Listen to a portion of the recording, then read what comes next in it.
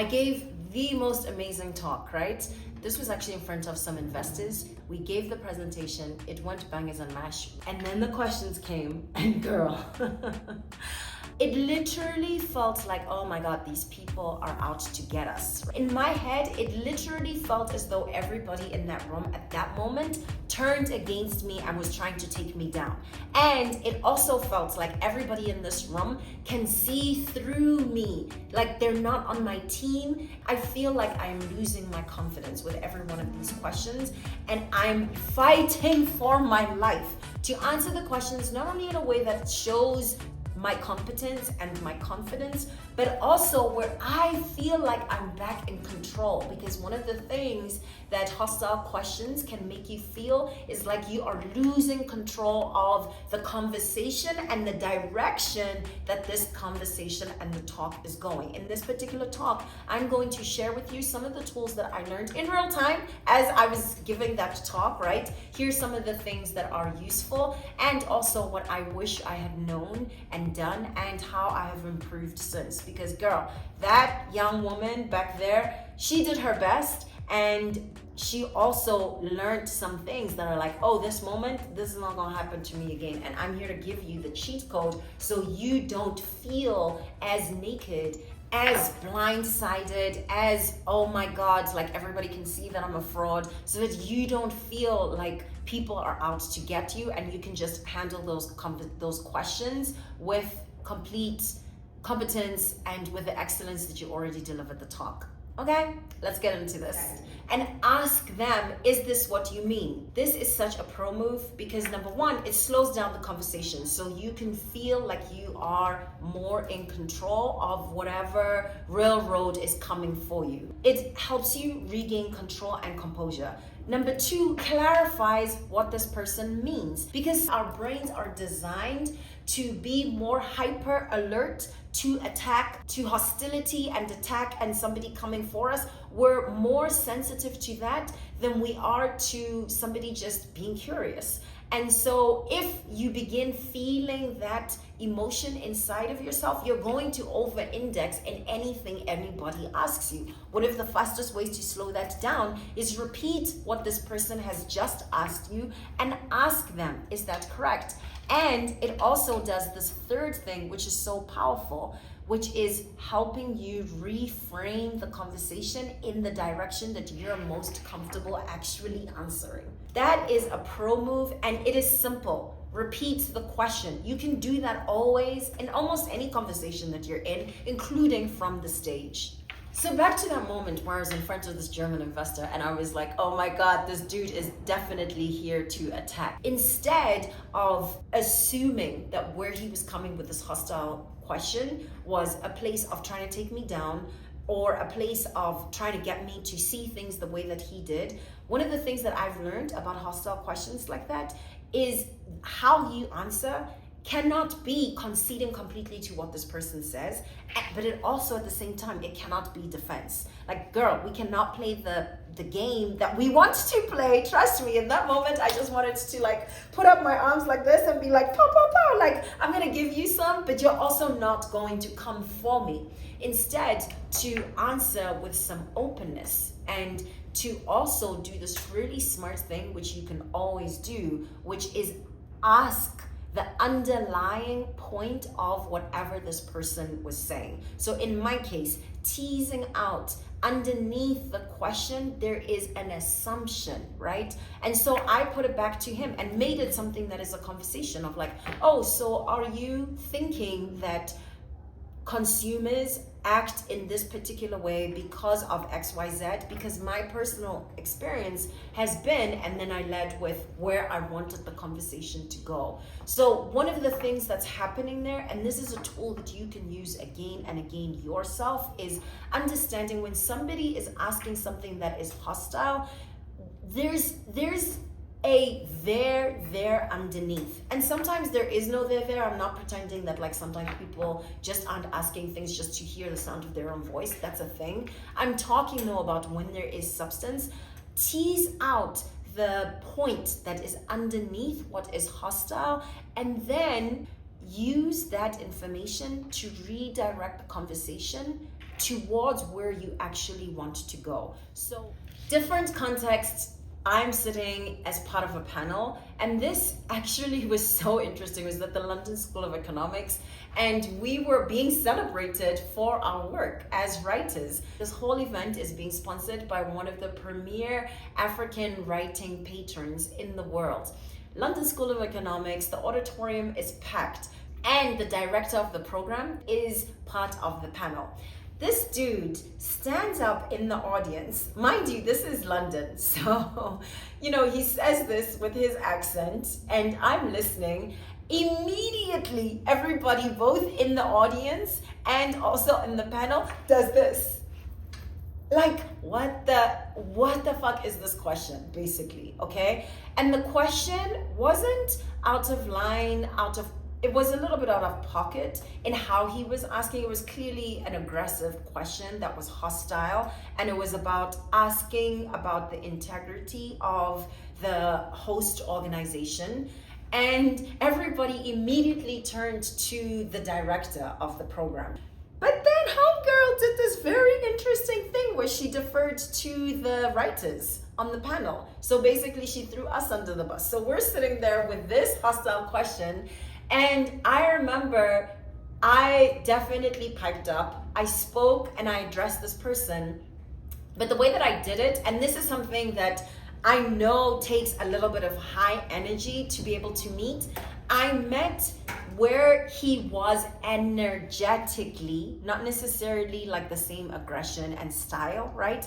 But I met him energetically at, hey, I'm very excited to take that question and to grapple with what you're saying. But I understood immediately, first of all, there's no ways he could have been asking that question to attack any one of us, the panelists on the panel. It was a question that was directed towards the host to attack our host organization and the work that they were doing funding Africans on the continent and our writing, right? And so it wasn't personal. And that's one of the things that I think can be difficult to remember when a hostile question comes at you. It's really not about you. This person is trying to stake their position in front of an audience. Maybe it is to gain brownie points. Maybe it is to actually stand out, and there's something that they win by being able to do this. But it's not about your credibility as much as it can feel that way. And that might explain why our host, she might have felt like her credibility was under attack, and she pointed it towards us. And in answering, not only did I meet the energy where it was, but I also made it really clear, like, we're not really here to talk about that. We're here to talk about our work, and in a respectful way, and in a way that didn't duck the question. Feeling like this attack is about you, it's not. It's not. And the faster you recognize that, the quicker you can deflect and pivot the attention of the audience away from what feels like a personal attack to actually remember, this is what we came here for. Actually, here's what's on the agenda. I remember on the panel afterwards, we were having a conversation with the rest of the writers, and they're like, oh my God, the way that you did that, like, you helped us miss a bullet. Missing the bullet is not difficult when you remember. Sometimes the bullet, actually not sometimes, more often than not, the bullet is not about you. It's about this person making themselves look a specific way that honestly has nothing to do with your credibility. And as you're getting ready for your next talk, here's something that you can actually use. And it doesn't have to be just for a big talk. I gave you the example where I was in front of a panel of funders, and it was so high stakes. Literally what they decided could change the life of a company by the time we walked out of that room. You can use this regardless of the size of the audience, especially use it when there are stakes at the table. So consider the talk that you've just prepared, or the talking points of the presentation that you just prepared. What is the one question that you are most scared? Maybe even 3 questions that you are most scared. Somebody may raise their hand and ask you afterwards. If somebody raised that concern, that's the thing that is kind of like, it would feel like an elephant in the room for you. Okay, once the elephant is in the room, what would you want to direct your audience towards? What would you want them to remember about that particular concern, right? And this doesn't have to be like you're solving the concern, but just how you are interacting, how you're thinking with the concern might be something that's a lot more interesting for the audience than that it was raised in the first time, that it was raised in the first place. Oh my God, my words. The Kardashians. We love the Kardashians. Kim made a sex tape with Brandy's brother. I'm sorry, I think it's Ray J is his name. I was about to say, I'm sorry, Ray J. Like, I don't mean for you to just be a sex toy, but you have a name. His name is Ray J. So these two make a sex tape. The tape gets leaked. And then these girls, like just particularly Kim, she shoots like everybody is just all eyes on her. And she was already like becoming a known notoriety kind of thing in the Hollywood circles. Listen, I don't know all the details of it. I'm just telling you the pop culture part, and then I'm gonna get to the part of like why we need to pay attention to the story. She and her sisters, and her mom too, they did do a sit-down interview around that time with Oprah. And I know, in preparing for that particular interview, somebody said, you have to be ready for when Oprah asks you about the sex tape. Because, hello, that's the elephant in the room. And hello, that's what everybody wants to know about, right? If she were my client, what I would tell her in getting ready for that interview is, number one, you need to face the fact that that's probably going to be something you get asked. Feels like a hostile question, but in this case, it's not personal. It's definitely just part of like almost par for course. Like people want, Oprah's doing her job. Let's put it that way. It's not personal. It's not about you. If it were my client, honestly, I wouldn't even wait until Q&A. I would put that in the presentation up front. Before Oprah could have a chance to get to that question, I would ask Kim, I need you to actually answer an interview question or lead at the very beginning with this piece of information and answer the concern, right? And direct that concern to a place where you actually want to go, where you actually want to be the person who has the ball in her court. You have power and you have agency in how you answer a question. The underlying concern underneath your fear, you get to own that and to prepare for it before you even open your mouth and talk. And you get to use that concern as actually something that is working to your advantage, because it helps you steer the conversation in a direction that's like, here's what I want my audience to remember, to take away from this moment. You definitely cannot predict every single question that's going to come at you, especially after a talk that has some stakes. What you can do, and what I help my clients do, is prepare for something that feels like a hostile question, right? And where you prepare through understanding, you control your grounding throughout. That's something that doesn't have to change. Let me know in the comment section, have you actually been on stage, or were you in a meeting and had a hostile conversation? Have you had a hostile question come at you?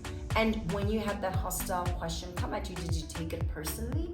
Or did you understand that this is actually about something else? If you would like to sound like a pro, especially when you first walk into that high stakes conversation before you even open your mouth, I have a free guide that is about sounding like expert who is not a bio, like a talking bio, in how you introduce yourself and also in how you speak about your excellence, so you don't sound like a cheesy car salesman. The details are in the show notes. Definitely check that out if you're interested. I will see you here next time.